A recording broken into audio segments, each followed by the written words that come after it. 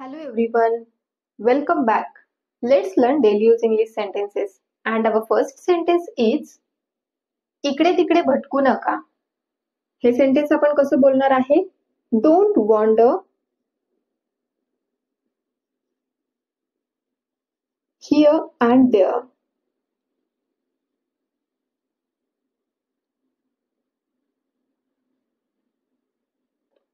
Don't wander here and there means इकडे तिकडे भटकू नका. Wander means भटकणे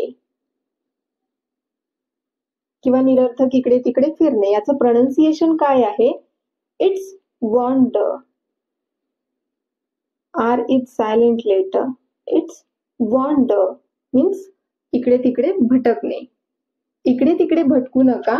Don't wander here and there means इकडे तिकडे भटकू नका. Wander means भटकणे, निरर्थक इकडे तिकडे फिरत राहणे. The next sentence is तू तुझा विचार का बदललास किंवा तू तुझं मन का बदललंस. तर हे सेंटेन्स आपण कसं विचारायचं आहे? हा प्रश्न इंग्लिश मध्ये कसा विचारायचा आहे? Why did you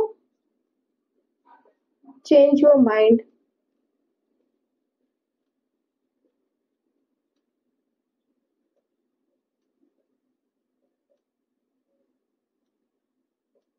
Why did you change your mind? तू तुझा विचार का बदललास? इकडे तिकडे भटकू नका. Don't wander here and there. तू तुझा विचार का बदललास? Why did you change your mind? Next sentence मला माझं घड्याळ सापडत नाहीये. मला माझं घड्याळ सापडत नाहीये. I can't find my watch.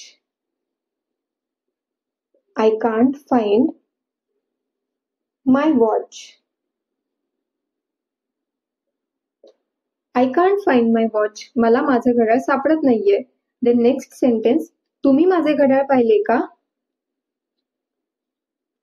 Have you seen my watch?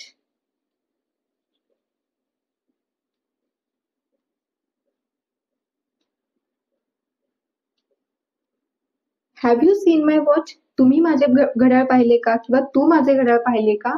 Have you seen my watch? Next sentence मला वाटतं तू आता जायला हवं. मला वाटतं तू आता जायला हवं. I think you should go now. मला वाटतं I think तू आता जायला हवं. You should go now.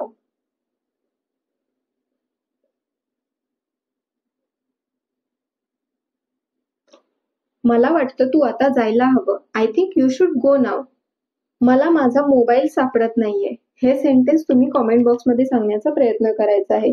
आपण ज्याप्रमाणे एक वाक्य पाहिलं की मला माझं घड्याळ सापडत नाहीये, त्याचप्रमाणे हे पण सेंटेन्स आहे. तर याचा आन्सर तुम्ही कॉमेंट बॉक्समध्ये देण्याचा प्रयत्न करायचा आहे.